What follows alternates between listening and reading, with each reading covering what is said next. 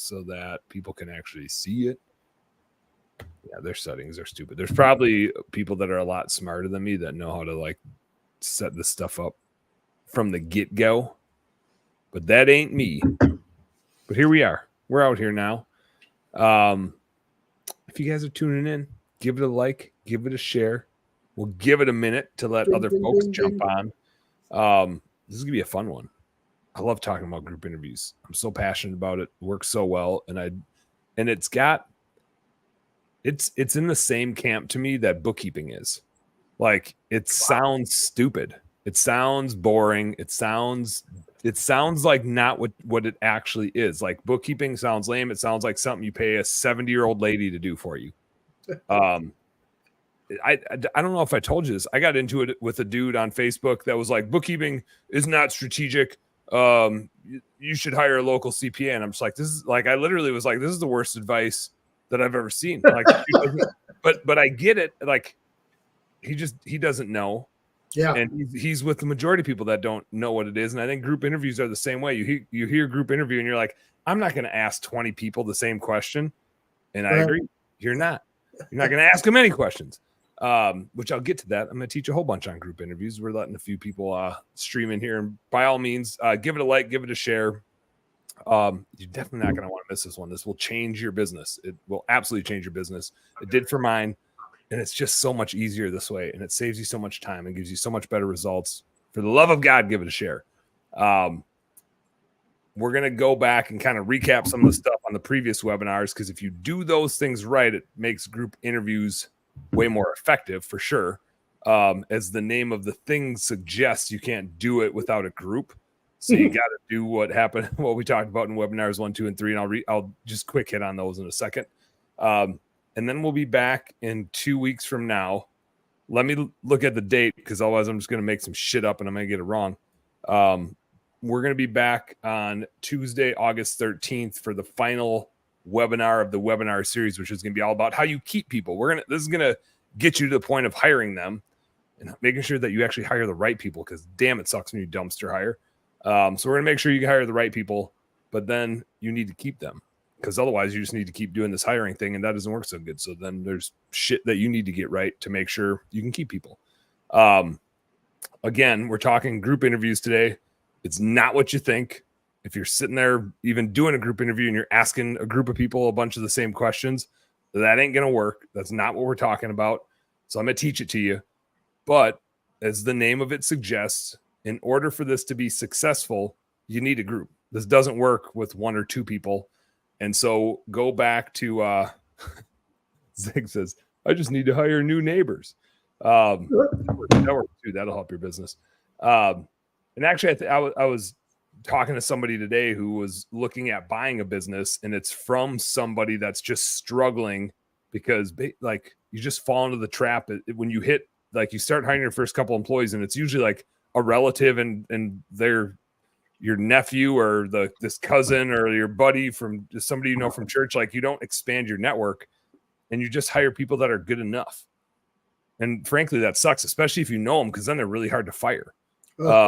So not that you shouldn't hire good people that you know. I'm not saying that, but if that's all your recruiting is doing, it's not gonna lead to the best end result. So this is all about getting the best end result, which is building the best team humanly possible for your business, which may or may not include Zig hiring his neighbor or getting new neighbors.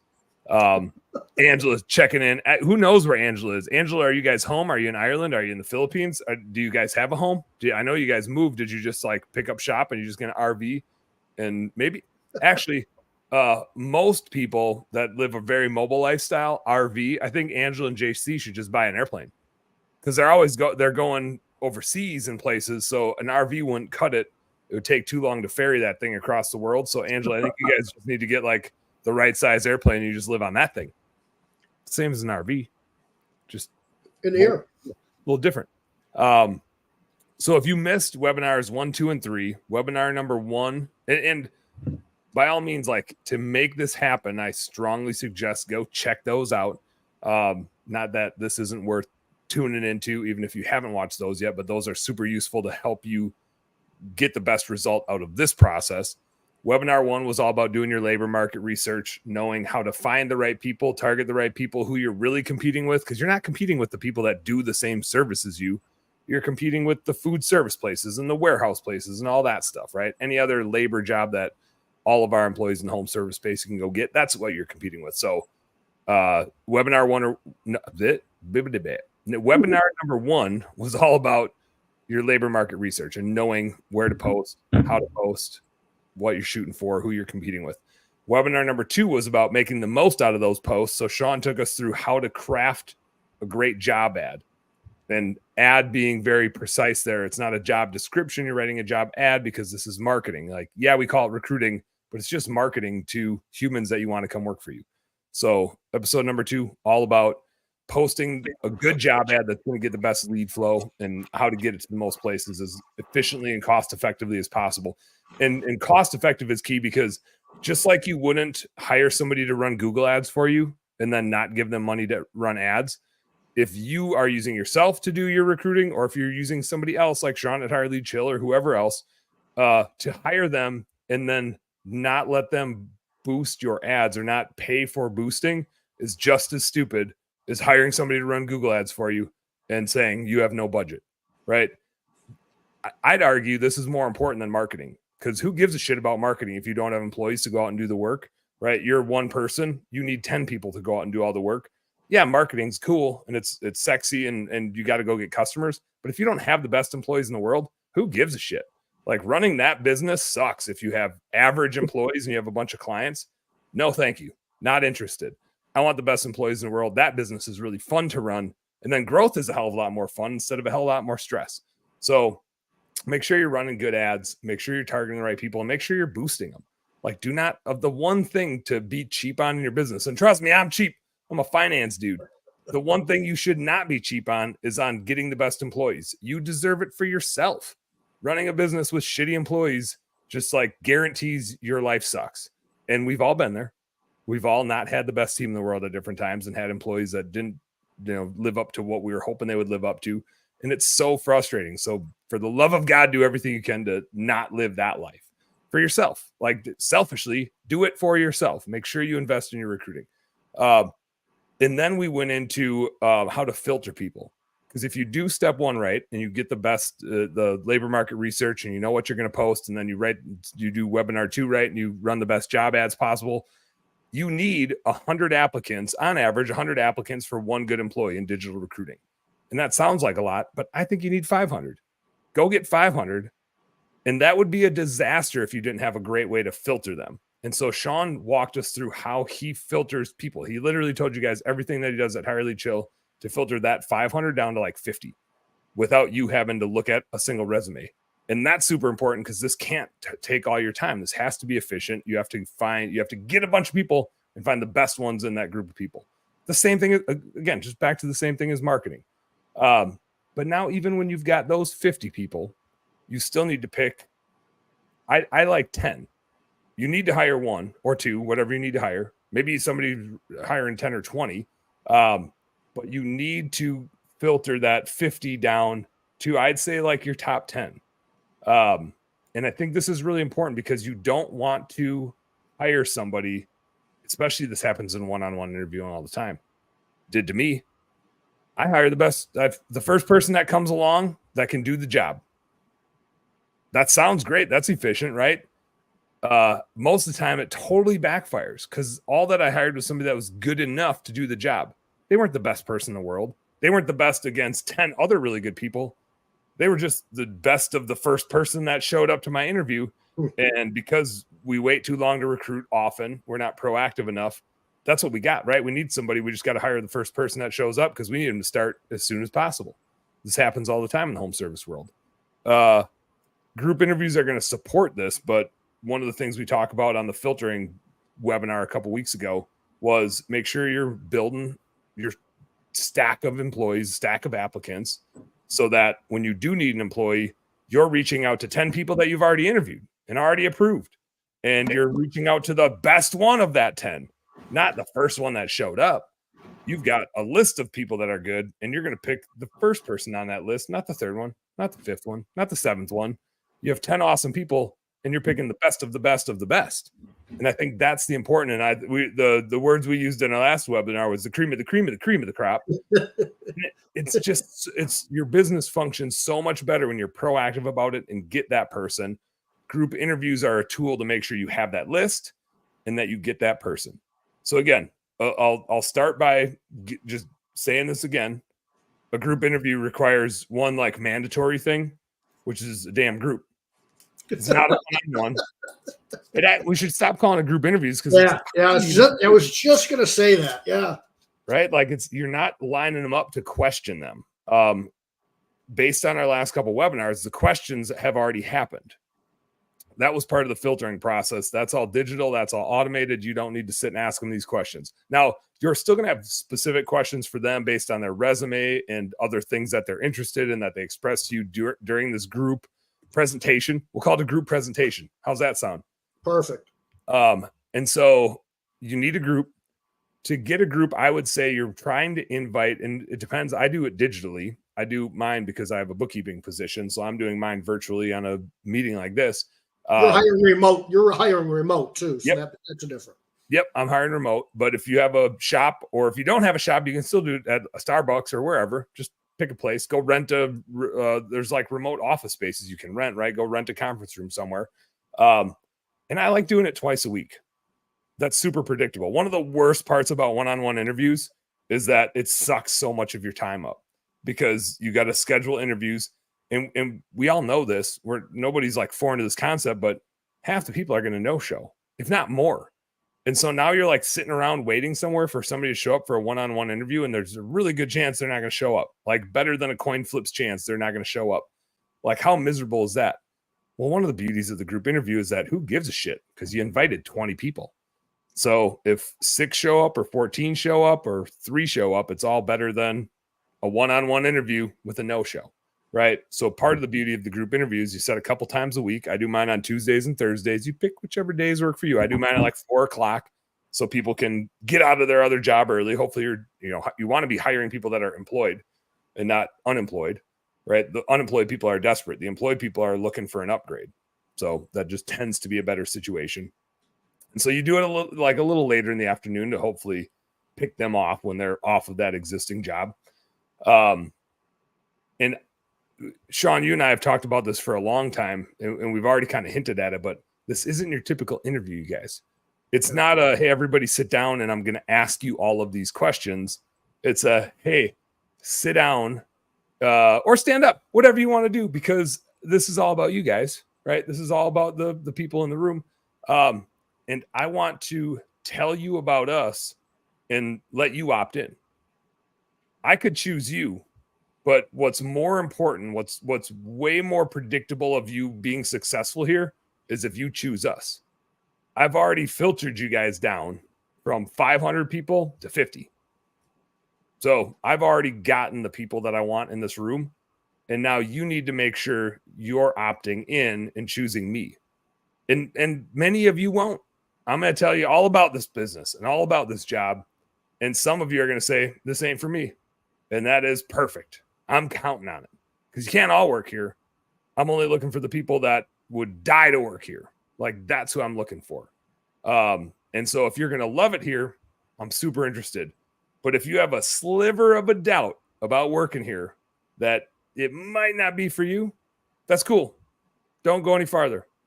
Like if you already don't like the way my voice sounds, the door's right there. Like don't come work here. You can do better. Go find something that's a better fit for you.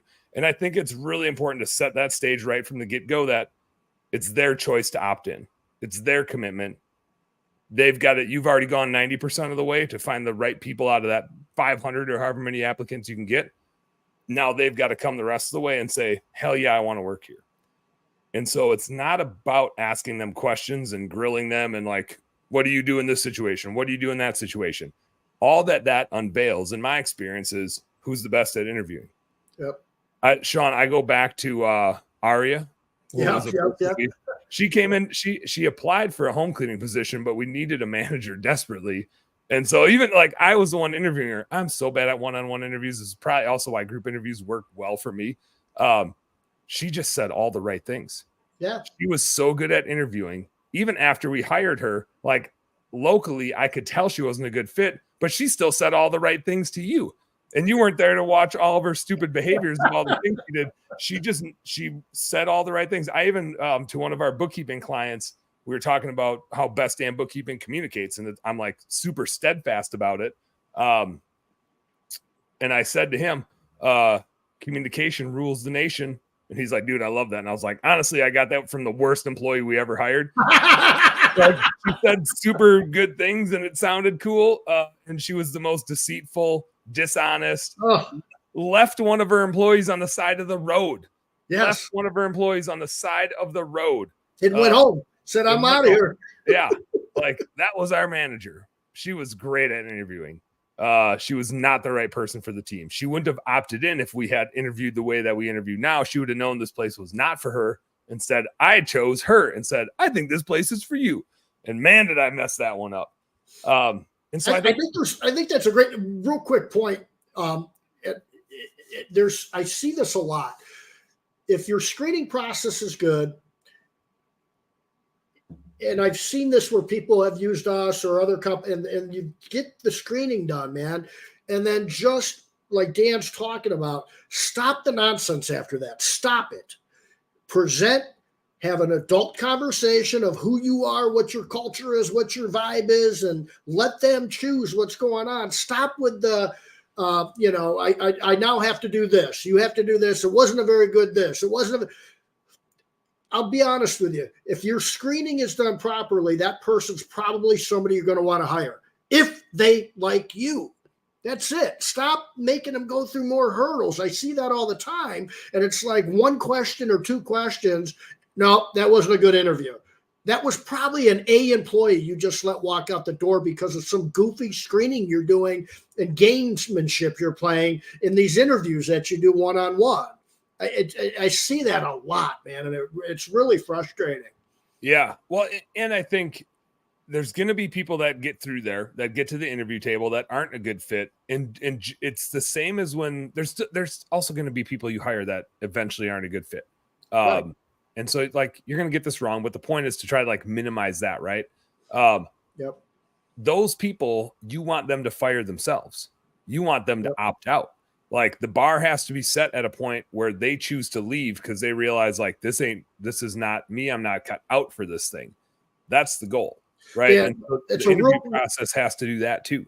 That's a really important point that I don't know that we connect well enough is, you're probably going to hire somebody that's not going to work unless you have this perfect magic wand that nobody has. Okay. To Dan's point, it's all recruiting is increasing the odds of finding somebody really good that's going to last. You're just increasing odds. It's not a perfection thing.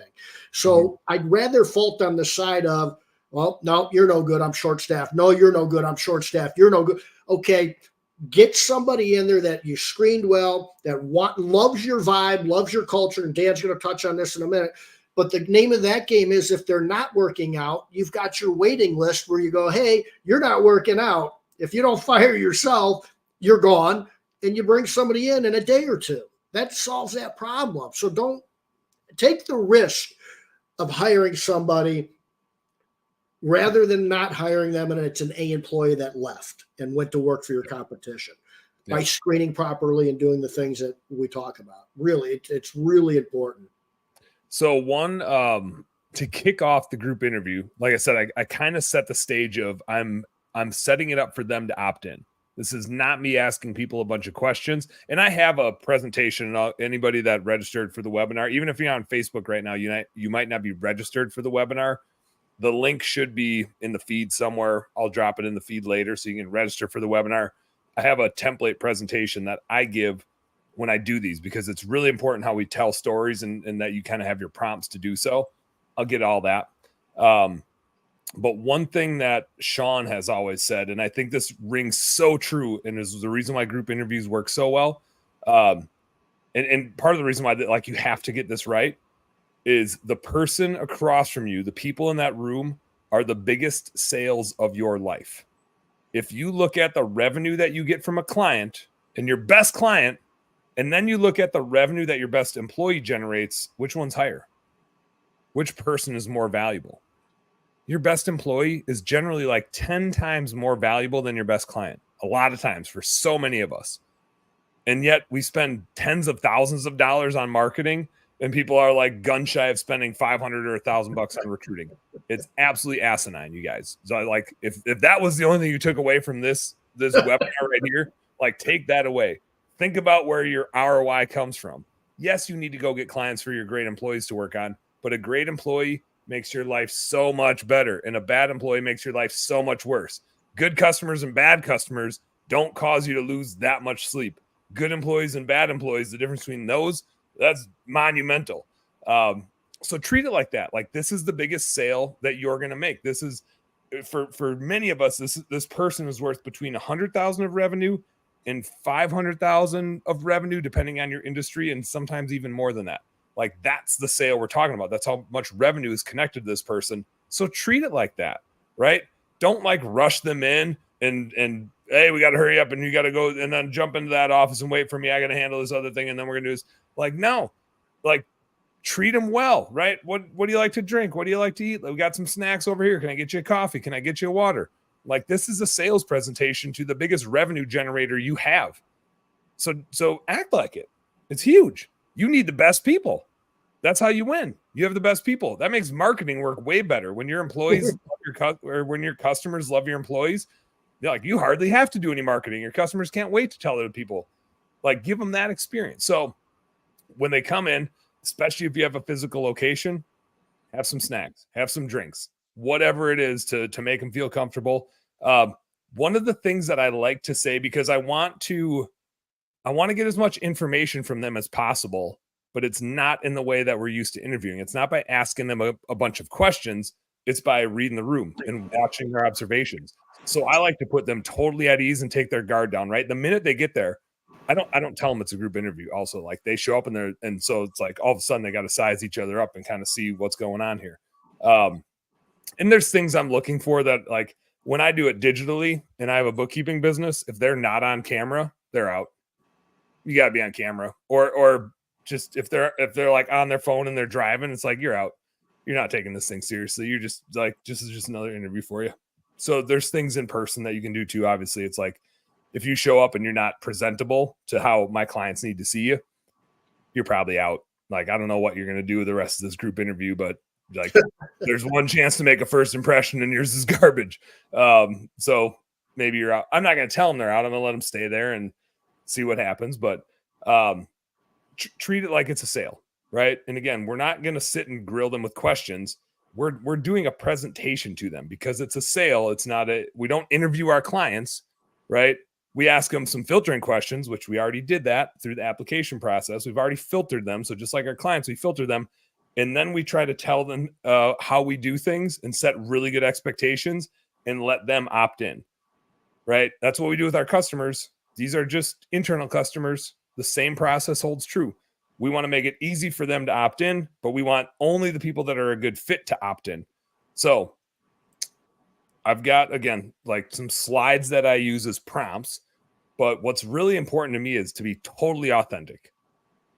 That's a version of Dan. You guys, if you've ever seen me before, you're probably familiar with that version. I don't break character much. That's just that always serves you well, is being totally authentic, because you need to find people just like in a relationship, whether you're dating, married, whatever. Like, if you pretend to be somebody you're not, that's eventually going to fail on you. You can't keep that up.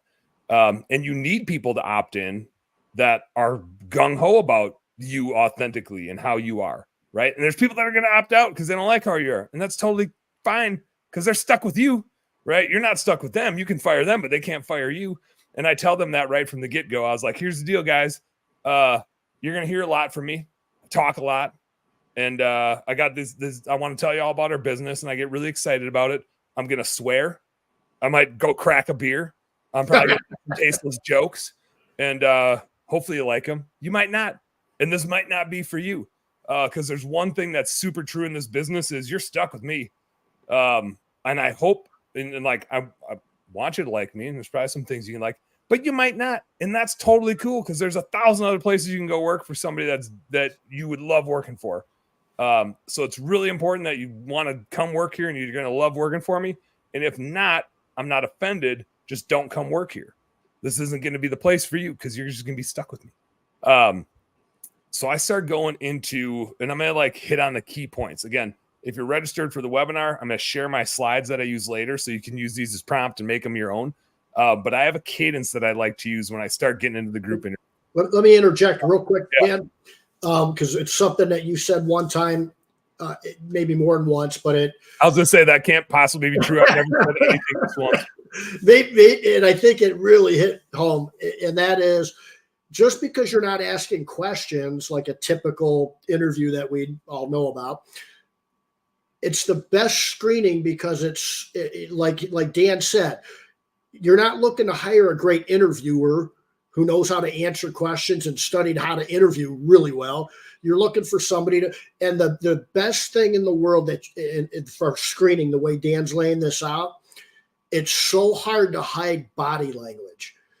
Body language is really difficult to hide, and you're sort of, that's the best screening there really is when you're going through all this. And I don't know if you were going to mention this down the road here or not. If I jump in, sorry. No, you're great. Okay, so that's a big deal. I mean, that is screening. I don't know of any better screening than that when somebody's body language opens up and you can see what's going on. There's been real quick people talking about clients of ours that have had others in the room looking around a little bit too. So, but that body language is everything. You're looking at their body language. I'm trying to reply to Tiffany here, and if anybody else needs this. It copied the entire thing and it didn't do a great job of it. But there's a link for the actual webinar itself, and whoever is registered for there, that's where I'm going to send out the slides that I use.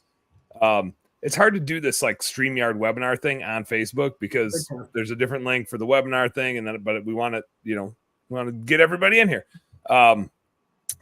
So to that point, Shawn, one thing that I say, and I was going this direction, and then believe it or not, I got distracted by myself. I get so excited. I just get so darn excited about this. It just changes everything. So it's super important to me to let their guard down because they come in thinking it's an interview, right? And then all of a sudden they're like, what's going on? There's a bunch of people in here.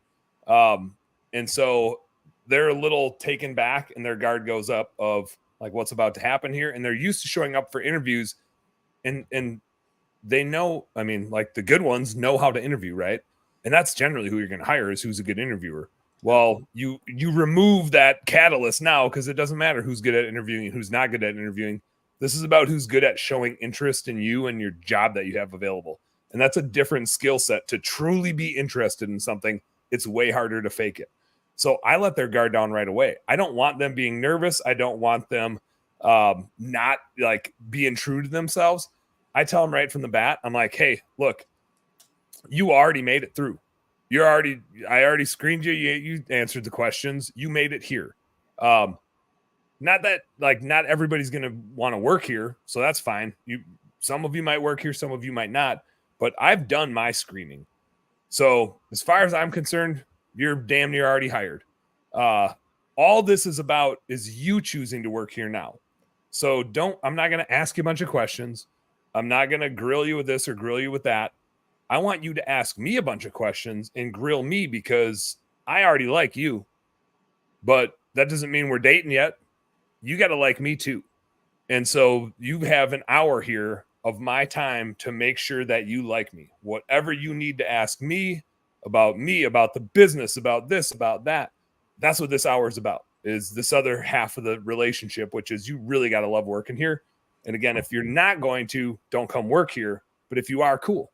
Like we'll have a follow-up conversation about making sure this is a good fit, and then we'll figure out time to get you started. I also, as you'll find out throughout this webinar here in 2 weeks from now, when we do part 5, if like a lot of times we're doing this thing and we already have 5 people, 10 people already interviewed that we have approved and ready to go. And so I candidly tell them like, I don't have a job available right now for you. And this is true. This happens all the time. I don't have a job available for you right now, but I'm always recruiting the best people in the world. because I just want to make sure for my sake that we have the best people on our team. Like, our name is Best Day in Bookkeeping. We sure as hell better have the best people on our team. But I think more important than that is, have you ever worked with somebody that sucks and doesn't pull their weight? It is my goal through this recruiting process to ensure that when you do work here, you don't work with any shitty people. Because we've all had really crappy coworkers where we had to pull their weight, and it sucks. And as business owners, we've had crappy employees where everybody else has to pull their weight. And usually that causes your best people to want to leave, right? Because they don't make much more money and they're the ones stuck doing all the work. And so that's like a promise I make to everybody, is like, you don't get to be here if you're not capable. And that's important for the business to be successful and for our clients to have a good experience. But it's so much more important for our employees to have a good experience. Nobody likes to work with shitty employees. And if you're going to work here, that's the one promise I make to you, is you're just never going to work with somebody that's not pulling their weight. They'll be gone immediately. It's just not going to fly. We're only hiring awesome people here. So if you're awesome, you can work here. But if you're not, you just can't. That's not to say that you're not awesome. It just might not be the best job for you. But I think that's important for them to hear, right? They need to know you're not going to hire schmucks. And so that's why I recruit way in advance, is to guarantee that you don't end up working with people that aren't as capable as you are. So I don't have a job for you, but someday I'm going to call you and I'm going to hire you. And that might be 3 months from now. It might be 6 months from now. It might be a year from now. I just brought 2 people on this last week. They interviewed during the winter, like 6 months ago. Shawn said it on 2 weeks ago on the webinar. Recruiting and hiring are 2 totally different things. They get mixed together, but you should be recruiting all the time. Always be recruiting. Let's build relationships, man. Yeah, it doesn't mean you're always hiring, right? But you should always be recruiting. Never stop that. Keep building that bench, and we'll talk more about that, especially in a couple weeks when we talk. Real quick, I get this question a lot. Isn't that misleading, and won't they be upset or pissed off at you for that? I haven't had one person that was like, I'm not going to work here anymore since you didn't hire me right away. Actually, it works great, because the ones that really want to work here keep in touch. Yep. They keep messaging me like, hey, when can we do this thing? When are we doing this thing? And that's who wants it, right? That's who's actively coming at it. So it works awesome. Our clients that do that, not one of them has had anybody complain or consider it underhanded or any of that nonsense. Now, if you mislead them, yeah, I'd be pissed too. Like, nobody likes that. Your customers don't like if you set incorrect expectations. Your employees don't like if you set incorrect expectations. Life is all about setting correct expectations. My wife really appreciates it when I set correct expectations. Her and I think I talked about this on the webinar series here. Like, she's fine if I book a fishing trip. I saw Joe Devno just jumped in. Like, Joe and I are going fishing a couple weeks in Mexico. I thought there was no way she would let me go, but it was far enough in advance. She was like, yeah, I think we can make that work. Correct expectations. Like, hey, this is out there. You mind if I go? It'd be super fun to go out fishing with these guys and talk business, talk fishing stuff. Sure. If I would have sprang that on her right now and it's 2 weeks away, probably not going to work out so well. A little tougher to make that happen. So whether it's your marriage or it's recruiting or it's customers, setting expectations is what it's all about. So if you don't have an immediate job, as long as you divulge that and disclose that and you're honest about the process, that's not a problem. I bet I had 50, 60 people go through my group interviews in my last round. Yep. I ended up with 10. And I've talked about this, like, in these group interviews, I think I ended up with 10 that were on my list of keepers, right? I had a bunch of no-shows, which is hilarious to me that there's like all these digital no-shows, but I had a bunch of digital no-shows. Quite a few people that didn't opt in. Quite a few people that I was like, I don't think it's a good fit after a further conversation. But I had 10 that I thought were really good. Now, I'm not going to hire all 10, because one of the things that happens when you do this, and I'm going to get to my group interview process in a second. I just get carried away. One of the things that happens is when you have 10 people that you've interviewed and approved, again, like, you're just going to hire the best one of those 10. The fact of the matter is, if the 10th person on that list would have showed up first, you would have hired them. And then you're hiring just somebody that's capable of doing the job, but not the person that's best at doing that job. The beauty of building that list, and you got to set good expectations and let them know kind of when you think you're going to be adding resources. The best thing about that is you just bring the best person onto the team as soon as possible. And like your top pick might not be available immediately. Your second might not even, but your third might be, and they're better than your 10th one. And again, the 10th one is somebody that you would have hired any other time because they would have showed up. You'd been like, they can do the job. They'll be fine. And you would have hired them. And so it just works so good to have that list of people. And just like mine's getting down there now. I brought 2 people on last week. There's 2 other people that I think would be a really good fit, but I'm down to 2 out of those 10. I better get my ass going because out of that 10, like once I saw the quality of the people at the top of the list that I'm like, I got to get these people here. And like I said, there's 2 more where I'm like, man, if I can get these people, the ones at the bottom of the list, there's 4 or 5 on the bottom of that 10 where I'm just like, yeah, I got to set higher standards. Like I would have hired all of them if I didn't already have a good list built of really good people. So I can't say enough about that. Like using this group interview process to build that list is so important. All right. This microphone stand is just so tired. Or maybe I can rest it on my computer. So let me talk about the process itself. And I'm not saying this is the end all be all. This is what works good for me. And again, the whole part of the whole dialogue of this thing has to be authentic. So I'll share my slides with whoever's registered for the webinar. And I'll talk through it now and what like the things are that I go through on each slide. You do it your own way. Again, it's your sales presentation. I have a way that I like to do it. I'm a goofball. I swear. I drink beer on mine. I'm total authentic Dan because I want people to be okay with that. I don't want them to work here if like they saw my podcast and me doing this and they're like, oh, he's offensive. Like, yeah, I am. I have fun doing that. So if you don't like my podcast, like don't come work here if that's going to offend you because I'm going to do this like once or twice a week. This is super fun for me. Did you have somebody that was like really serious, prim and proper, and you're like, I got to be honest with you, I swear a lot and I drink, and so if you're not going to be good with that, man. I don't know if you're going to love it here. You're going to be stuck with me. Dave says offensive Dan. I'm not like, I'm offensive in a goofy way though. I'm not like, I'm not swearing at people and like being an asshole offensive. I'm just joking around and you're not being insulting. You're not being insulting at all. Yeah. That's a good way to put it. That's a good way to put it. I'm whatever the offensive version of that is, obnoxiously non-insulting. But so when I do a group interview, again, like this is a sales presentation. Treat them super well. You don't need to ask them a bunch of questions. You're looking for just nonverbals. The best way I've found to do it is this cadence. I first start out again telling them, hey, you're damn near already hired. I want their guard to be down. I want them just in their most relaxed state. I don't want them thinking about what am I going to say this? What questions am I going to ask? I just want to like present to them. I'm going to do a sales presentation. No different than if I was at a convention up on stage talking to you guys. That's the version of Dan, which is pretty much the only version of Dan, by the way. But that's like who I'm trying to be when I'm presenting this. I'm loud. I'm goofy. I'm cracking bad jokes. And I'm kind of walking through what our business is all about. To get the best nonverbal cues from people, stories. Always stories. When you tell somebody a story, I don't even care what it's about. When you tell somebody a story, if that other person is interested in your story, they're leaning forward, they're nodding their head, they're agreeing with you or they're giving you some verbal feedback, and they usually want to tell you a story back. Now, that might be a little interesting in a group interview. Like they might not feel comfortable telling you a story back, but some people will be like, oh man, yeah, I had a coworker like that one time, man, that was brutal, the blah, blah, blah.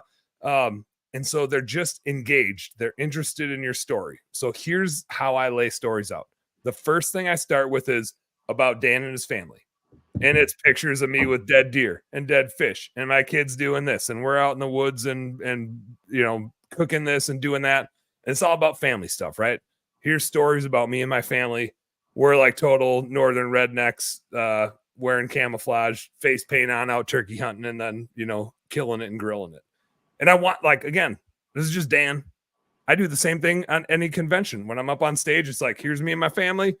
We're out killing stuff and eating it and drinking Busch Lights. Well, my kids don't drink as many Busch Lights as I do, but you know how I am. And so like, I want them to see that, right? Again, they're stuck with me. So here's what I'm all about.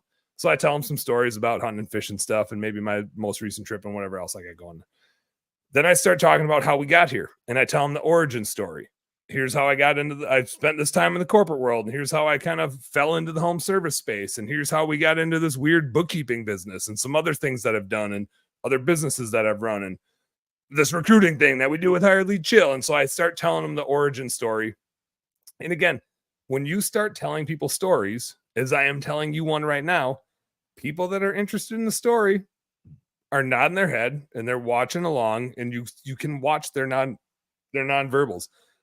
Jim Dubois, a buddy of mine, does the same thing, and he had said when they do their group interviews, they put a plant in the room. They actually have somebody in the room that's not an interviewee, that's there just to watch nonverbals, and is like has a clipboard of where everybody's sitting and is taking notes on their nonverbals. It's that powerful. You can see immediately who's interested, and what you are looking for is people that want to come work for you. None of us, maybe a couple of us, 90% of us run businesses where anybody that's interested and works hard and shows up can do the job we want them to do, right? And like I have my bookkeeping role where they need to know a lot of finance stuff, and I can screen most of that in advance. I can ask them some questions to see if they really know that stuff. But again, what's really important, I can teach them the way we do stuff, but I can't teach them to be interested. Because if they're really interested, they show up and they care and they do a good job. If they're disinterested, they're just there for a job and a paycheck, it's not going to work out. It's going to fall apart, right? So you're telling them these stories to really see who's interested. So origin story. How did you get to where you are? You might think it's boring as shit, right? Because it's just to you, it's just your life, right? When you tell that story, there's some captivating things in there. There's probably some struggles in there. There's some things that went really well. There's a reason why you're recruiting, right? Why are we looking for great people? Here, let me tell you a story. I love to I'll get to the next thing, but I love to tell stories about former employees, and sometimes I use their names and sometimes I don't. Like, here's when it didn't work out. Here's what wasn't a good fit, right?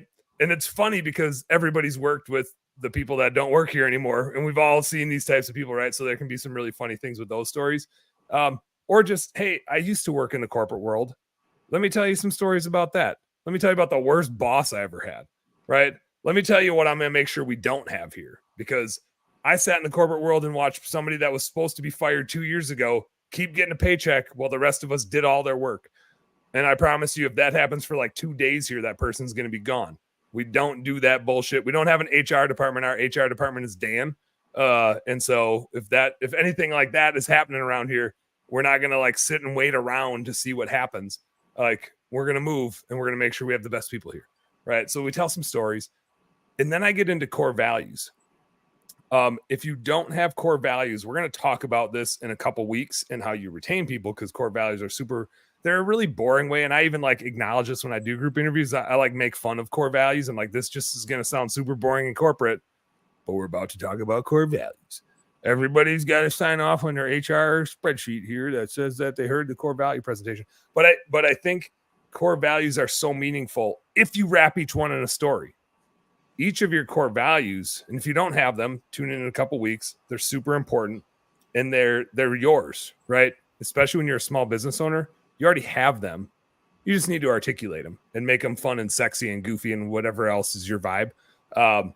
So we define our core values, and then I tell stories about each one, and I walk through why each one is so important. And I say flat out, and I usually like to drop the F word in my interviews because I want to like give them a like, this is meaningful. Frankly, is that what you mean? Yeah, just like that. But I'll go through my core values and I'll say, I am only interested in having you join our team. Like, if you hear these core values and your reaction is, oh, those are nice, I don't want you to work here. Like, you're not passionate enough. It doesn't mean enough to you. If this doesn't mean everything to you and your reaction isn't fuck yeah, I don't want you to work here. Your reaction has to be fuck yeah, or this is not the best job in the world for you. It might be the 99th percentile best job for you, but if it is not the best job for you, I don't want you to work here. Not that you couldn't do a good job at this, just like it's not going to work out. There's going to be something better, and you should go find that. Like, I don't want you here if this is just like that could maybe that'd work here. It's just not going to fly. Like, these core values have to be like, this is the best thing I've ever seen. I got to be a part of it. I can't wait. What do I got to do to be here? And it's fine if it's not that, right? And I just always reiterate that, like, you just have to love what this is all about. And it's not worth your time to come and work here if this doesn't hit every button and box that you've ever needed to be checked. Like, it's got to hit it all, or go find a different place to work, and I'll help you. But it's got to mean everything to you. And so I go through that, and then I start getting into the like how they get paid, what our customers are like, what the days are like. And I love joking, but seriously telling them about the shittiest stuff, right? Well, we do bookkeeping for small business owners. I can tell you that 75% of them don't read their emails. And then finally they're going to get back to you after you've been asking them for something for 4 months. They're going to get it to you, and then they're going to ask you when you're going to have it done. It's going to happen. And you're probably going to want to reach through the camera or the computer screen or your phone and strangle their lights out.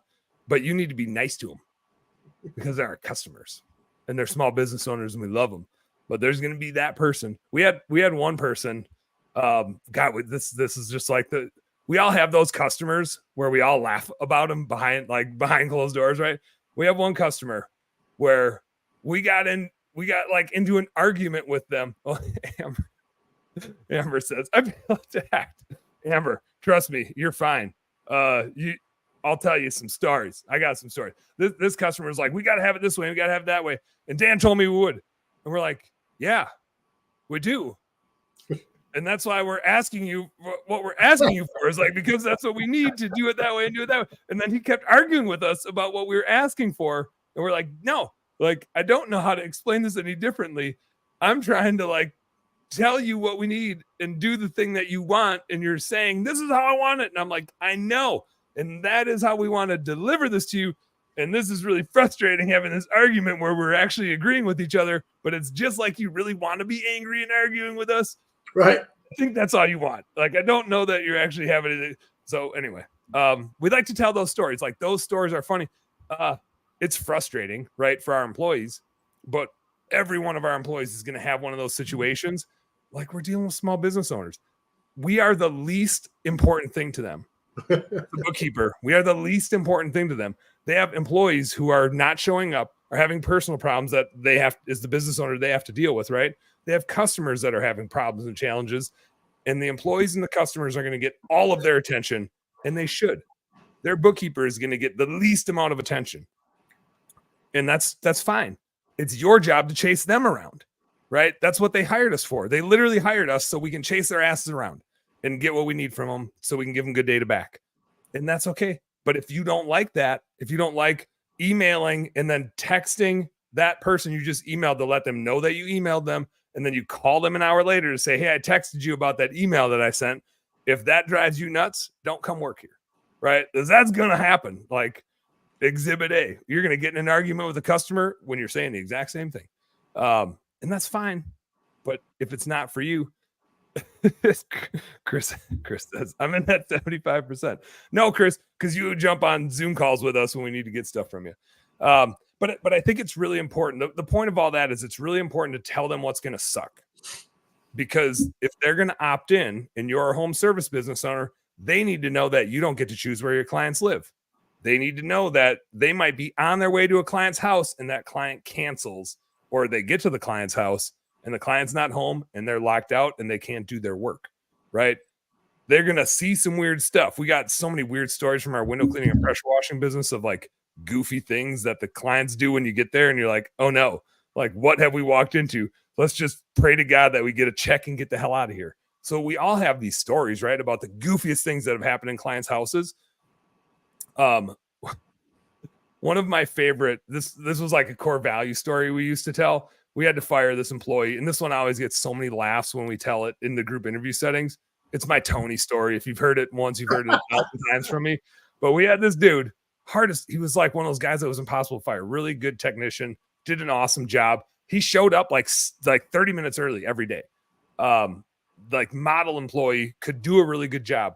But by 10 a.m., like this negative, anything that didn't go perfectly would just start piling up in this pot with a lid on it, and the pressure would build up. And by like 10, 11 o'clock, he would just erupt about something. And one day he erupted about the fact that he had to drive to 2 jobs that were across town from one another. Like he had the worst route that day. And this was like the argument where you're arguing with somebody where you agree with them and you're like, yeah, dude, I know you do.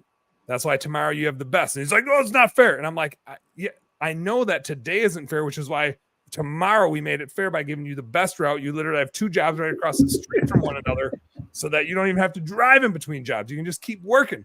But he just bitched and bitched and bitched. And it was like, man, you just got to let it go. We don't get to choose where our customers live. This customer needed a morning appointment. This customer needed an afternoon appointment. We looked at all the different options, and somebody had to be on this route. And so it was you today, dude. This is just what it is. The next day, can't make this up. This is how it happened. He's fine the next morning. I thought he was going to come in bitching about the day before. He's totally fine. Good mood. Just classic Tony. He goes to the first job. Everything's going fine. Don't hear from him. That job is wrapping up, and something must have went a little bit wrong there, or a couple things, because by 11 a.m., he's like, this son of a bitch for the next job. He's right across the street, and he's standing on the porch looking at me, tapping his foot. I don't even have time for a damn cigarette. Like, how am I supposed to take a break when this job is right across the street from the last one? And I'm just like, oh, man. Like, this guy, I don't think he understands. Like, he was you were just bitching about the exact opposite thing yesterday. Like, you aren't concerned about anything besides bitching. That's all you want to do. Like, anything could happen. And you would, by 10, 11 a.m., you'd be just totally ready to bitch about it. The stupid thing was, because I'm a total sucker, I didn't fire him at that moment in time. I waited until he went to one of my favorite clients, Elizabeth Daub. Like, we did her holiday lights. I cleaned her house when we had our maid service business. We always did her windows. Her screens were a pain in the ass. So I don't fault Tony for having trouble with their screens, because I took some screens out of her house. They're a son of a bitch. What got me to fire Tony finally, and then I wrote core values to address Tony's deficiencies, specifically so I could tell those stories. He was cleaning Elizabeth's windows. And Elizabeth, I saw her name pop up on my phone. Like, I had her cell number in my phone, and I answered, and I'm just like, hey, Elizabeth, what's going on? And she's like, hey, Dan, you got some technicians out here today. And like, I didn't even know she was on the schedule. I was like, oh, we do? Who's out there? And she's like, I think he said his name was Tony, but can you send Brent out and have Tony leave? And I'm like, Elizabeth, what happened? And she's like, I don't want to like make a big deal out of it, but I was kind of watching him because he looked like he was getting frustrated, and he broke one of my screens over his knee and threw it in the woods. And I was like, it was so hard for me not to laugh, because I was just like, Elizabeth, we'll take care of you. We'll replace your screen. I will call Tony right now and ask him to leave. And so when he got back, I was like, dude, that's just kind of it. You know, that was the last straw. But I don't know why I waited till then. Like, this was inevitable. This was going to happen. But those stories, like, right, again, it's storytelling. It's who loves the story, who's all about it, who can deal with screens that don't come out easy, who can deal with houses all the way across town from one another where you got 30, 45, maybe 60 minutes of shitty traffic time, who can deal with a customer that's following you around in the house looking for window streaks behind you while you clean the windows, because that is guaranteed to happen. And if you are not cool with that, don't come work here. Like, that's what the job is. Right. And so I think you want to lay that down. It's also important to highlight the positives, right? We have a ton of awesome clients. Again, we don't hire people that suck, because we do these group interviews, and I don't even have a job for you right now, because I got to get through this sloth of the hopper that I have of really good candidates. And if you opt in, I'm going to hire you at some point in time, but I got to get through the people that are already that we already are like have slated to bring on board. So I don't even have a job for you right now. And so we get through that. We go through pay structure stuff. I think it's super important to set expectations on pay structure. We use a commission-based style pay structure, even for our bookkeeping team. Everybody's on a commission-based pay structure where they have upside. And I talk about that. I want you guys to have the upside. I don't want you working twice as hard as somebody else and making the same amount of money as they do. That sucks. So you got to have a way to have the upside. And I talk about the good, the bad, and the ugly of that stuff. Dave says, damn screen. There had to be a mother F that he threw out. Oh, yeah, for sure. And I'm not lying. Those screens sucked. Like one time Brent and I were out there together and we both could barely get one in. But anyway, it is what it is. The Tony core values. As we wrap up, so again, it's like stories.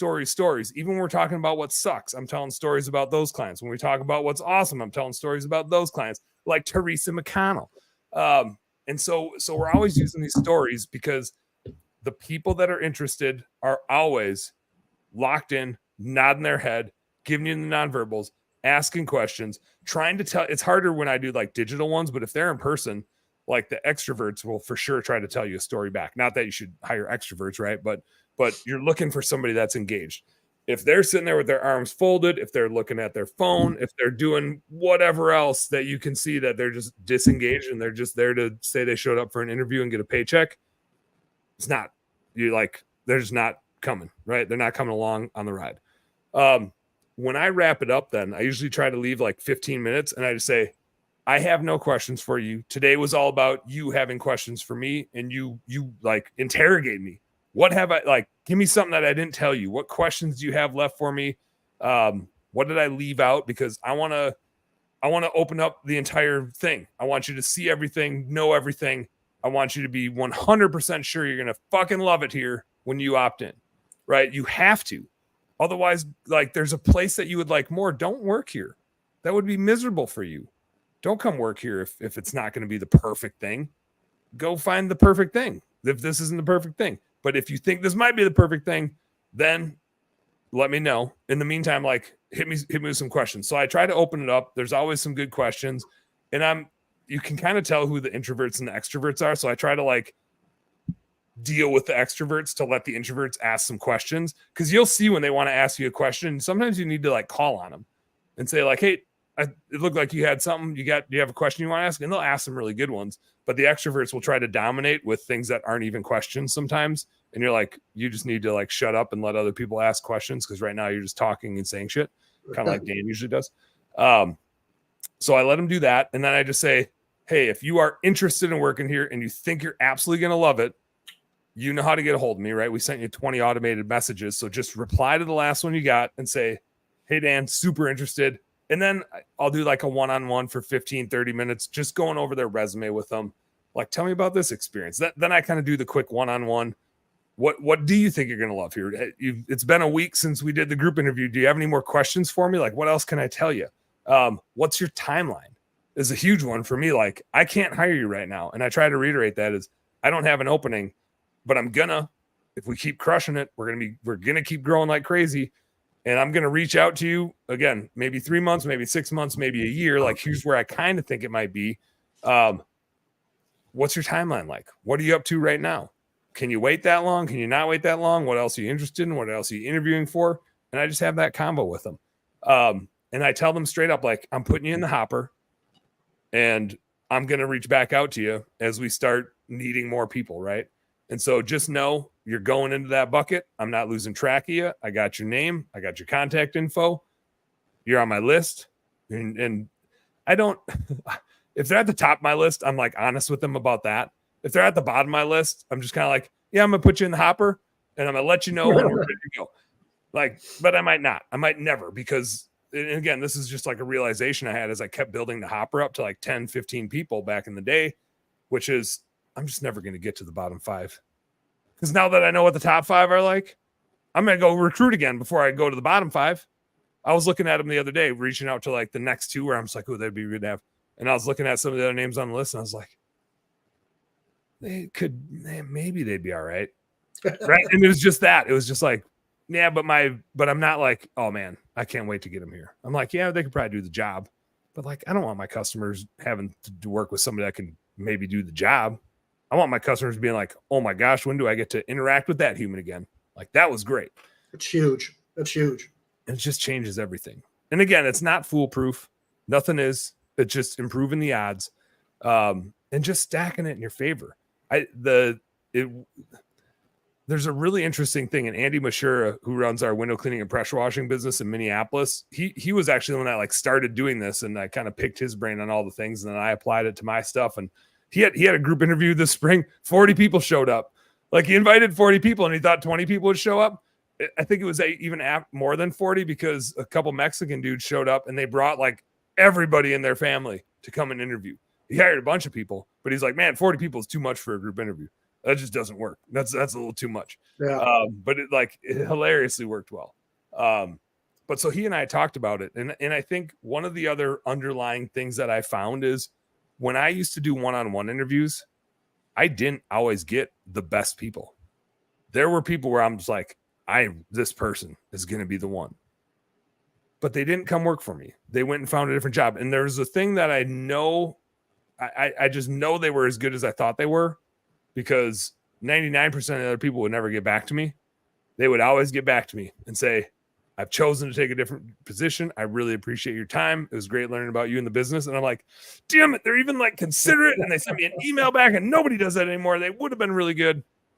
And so what I have found by doing this group interview process, and again, this just always goes back to sales, we need to set ourselves apart. If you just do one-on-one interviews and you slam them in a room and then you interrogate them and ask them a bunch of questions and put them on the back of their seat, you're just doing what every other interviewer always does. It doesn't set you apart. You didn't make them feel good. You didn't make it a different experience for them. There's 100 other places. Again, this is all the way back to things we've been talking about. This is a numbers game, and they have applied to 20, 30 other places. And part of the reason you get so many no-shows isn't because all these people suck. It's just that they applied to so many other places. Like, why would they show up to yours? That's why your job ad has to be amazing. It has to be attractive. It has to get them to come to your group interview. And your group interview has to be amazing, because if it's not, they're going to go to the place that interviewed them better, that was more attractive to them and what they really wanted. And so when we do these group interviews, it totally sets us apart. They don't get that experience anywhere else. Everybody else treats them like sheep, right? And we're treating them like the best customer we ever had. It's night and day. I'll bet my left arm that anybody that goes to an interview like Dan just outlined is going to tell people about that interview. I mean, they're going to go out of their way to tell them about that interview. And if anybody asks, how was the interview? They're going to sit there for 20 minutes, 30 minutes and tell them, you're not going to believe the interview I just had. I mean, it's nothing that anybody else does. It just isn't. It's revolutionary, man. I've got a real quick question for you so you're not hiring people. You've got them in the hopper. There might be 3, 5 that are really on top of the list, and then the others aren't. How often are you reaching out to the ones that are your kind of top 3 to 5? Not enough. Yeah. I did a really bad job of that this last time around. In fact, I think there's probably 1 or 2 that I won't get just because I didn't do a good enough job of staying in touch with them with the right messaging. I would say once a month is probably good. Just to shout them up, just like, hey, what's up? Just wanted to let you know I didn't forget about you. Checking in. How's everything? What's going on with you? I think once a month or once every couple months is good. I didn't do a good job of that. So it probably shouldn't be an automated thing. It should be something that you're putting on your to-do list. I would think so. Or even if you have an admin, have them just do a quick reach out. I think you want it to be really sincere, right? Not just automated, because all it's got to be is a sentence. Hey, just checking in. How's everything going? Just some way that they know you didn't forget about them, especially when it's like your top ones. I wish I'd have done a better job of that. It's so easy to pass it off because you have a bunch and you're so focused on getting the people you have up and running. Let me hit some of these comments. We got some Teresa showed up, so now we got some dandy comments. And who else we got in here? Tiffany's got a bunch of good ones. Thanks guys for checking in. Chris Heffernan, what's up, buddy? Thanks for jumping in and hanging out. Teresa said Jody, who's her better half in the business, took a vacation. And Teresa, it's bad when she refers to herself in third person. Teresa has been swamped. She's so swamped. She's like, I gotta get out of here. Dan, I need to hire another office person. Shawn, I need you to teach me how to hire one. We can look at the numbers, Teresa. We can look at the numbers and see how that shakes out, and then we can probably help. She said, Shawn Day, I'm doing a hybrid. I start with a group and then a one-on-one. I like because everyone would be like, I want this job. Teresa, same thing. I do a group, and then if they opt in, I do a one-on-one. I still keep it really laid back. Go figure. But then I kind of just look at their resume with them, and I just kind of have an open conversation. I just want to talk to them like I'm talking to Shawn right now and kind of figure out what they got going on. But I do like that. Teresa said, okay, that I don't know what I was talking about. Anyone who's still interested in the job after the group interview, I do a one-on-one in order that they came in. I don't do one-on-ones like that. I do the group interview, and if they opt in, and I put the onus on them as, hey, if you want in here and this is everything you ever wanted, shoot me a note. Like, I'm not going to follow up with you. This is you opting in. You need to ask me out. I went 90% of the way. You just have to come the other 10. But I want you to opt in now. Like, I need you to be like, yes, like, how do I get in here? And if you're not, I don't want you to work here. And so I don't do one-on-ones while they're there. I do a quick follow-up one-on-one with them later just to look over their resume with them. And I like this, Teresa said, in a group interview, I tell them an average day and a challenging day. I think that's good. Like, they got to know what the shitty days look like, because that's what they're signing up for. And you need to be able to tell them later too, like, they're going to have a bad day and they're going to want to complain about it. And I just, like, sometimes you need to remind them, like, hey, this is what you signed up for. Like, this is what we do. This is the job that we have. If we have a way to avoid no-shows and skips of houses and people getting sick, or if we can route jobs better, would love to hear all of your ideas. Like, this is the business we're in, though. We go to people's houses and we clean it. And so if you don't like the negative things that come along with it and that, like, ruins your day, then that's cool. Go clean a bank, but don't clean houses, because we clean houses. Tiffany says, Teresa, I started saying you will put your hand in the toilet and then go to lunch, questioning how well you wash your hands. I like that one. Teresa said, we just hired a new guy, hired our first guy, and he's doing awesome. Hell yeah, Teresa. She said she's got to rewatch this live, add it to the need to rewatch stuff. At least it's out there. It's out there. Tiffany, this is a good one. Do you recommend a Zoom meeting or a Zoom webinar? She's remote. I just do mine as a meeting. And, like, I forget, Shawn, how you guys have it set up, but there's like I think there's a different link for Tuesdays and a different link for Thursdays maybe, but it's like a recurring meeting that's set up. So they come to the one they get invited to. I don't think they even know that there's another one the next week. But they get that invite with the link in it and they jump on mine's a Google Meet, because I'm stuck in the Google verse now. I do like Zoom better, but I'm stuck in the Google world. Teresa says the money ain't there yet for another office person. Might be time for a VA. Nice compliment to an office person can really help take a lot of work off of Jody so she can keep focused on growing the business. Dave says robot cleaners. I was really, like, I heard an ad for a Dyson, floor little vacuum thing that it was going through all the benefits and the features and all that. And I was just like, man, with 3 little kids, the amount of crumbs, if I walk through my house barefoot, like, by the time I get to the other side of it, I have to, do the thing where you stand up on one leg and put your kind of other foot on your knee and look down so you can pick shit off the bottom of it. That's the world I'm living in. So they kind of had me going with these robot cleaners, Dave. I'm not going to lie. Dave says he's hiring a VA soon. I have Nina on my team as my VA. It's like, I'm trying to find a good analogy of things to compare it to. I'll just say it's right up there with when you have wet socks on and then you get to change into a dry pair of socks. You know what I mean? Or when you're, like, cold and wet, but then you get into a warm shower. Oh, nice. Yeah. Like, having a VA is like that. It takes you from a situation that you're, like, enduring to being like, holy shit, this is amazing. Nina was out for 2 days last week. And I texted her and I was like, Nina, I can't wait to have you back. This is, like, embarrassingly emotional for me. This is awful.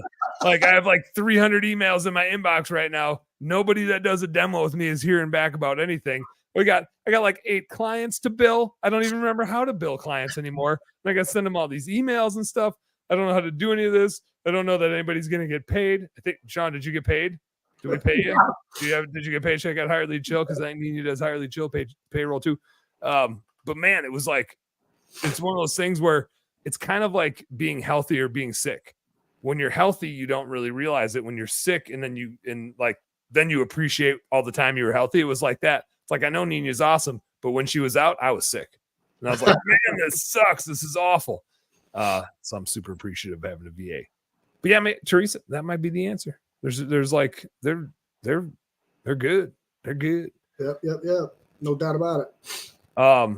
Shawn, I don't know if you would believe this, but this is our longest webinar, I think, so far. And that was with me just talking forever. We got one more webinar coming up, and then we'll like probably tag team that one a whole bunch. That's all on keeping these employees. Like up to this point, this is how you get them. But that doesn't mean you keep them, right? If you do these things right, you have a way better chance of keeping them because you recruit the right people.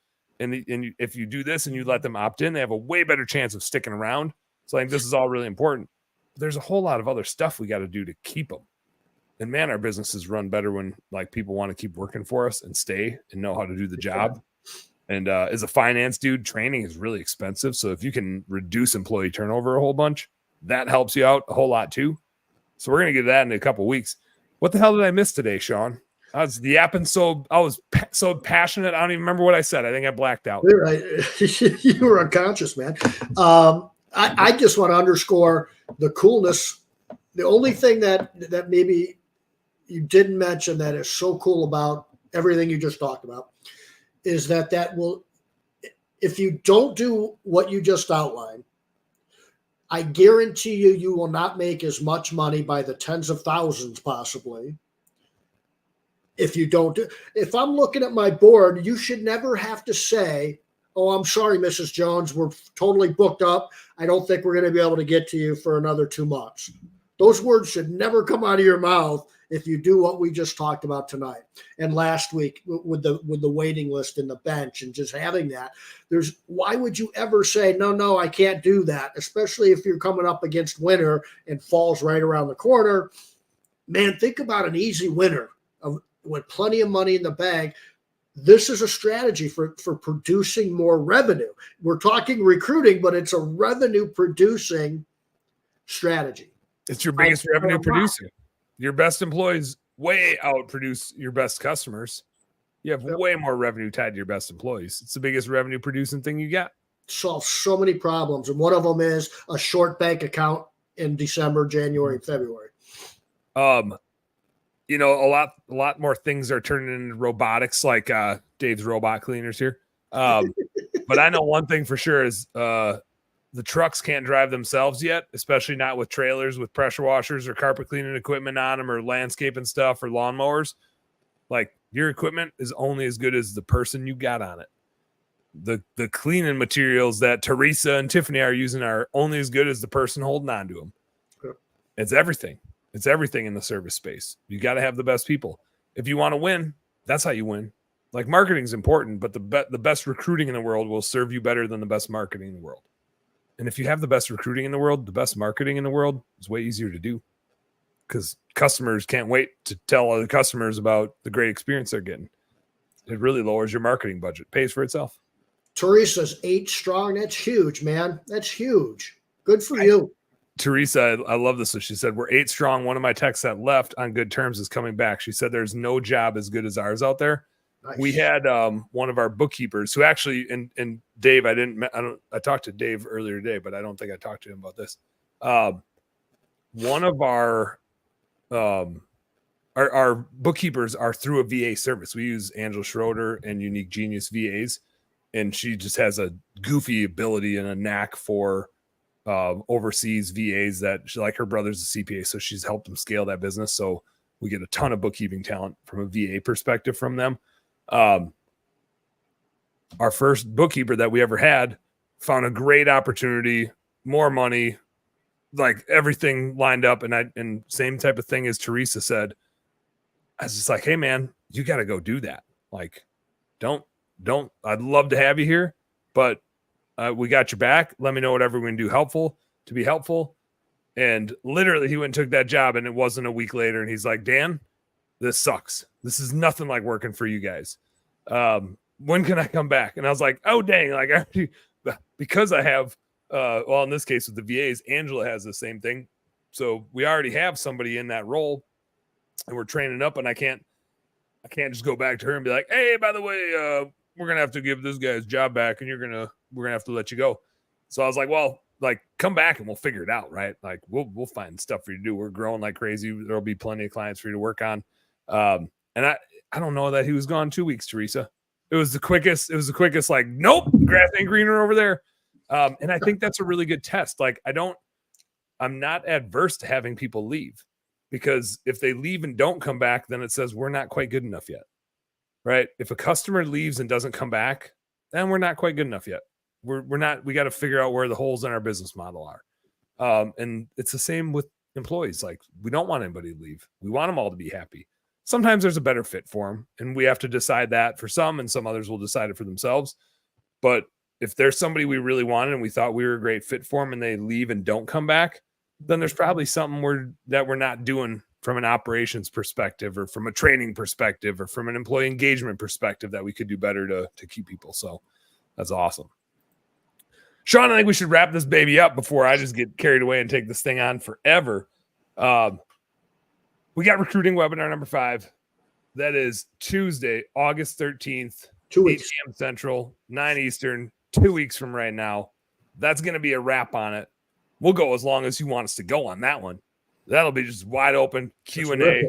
Anything we can come on with employee engagement, retention strategies, we're bringing it. We'll probably revisit some of webinars 1, 2, 3, 4.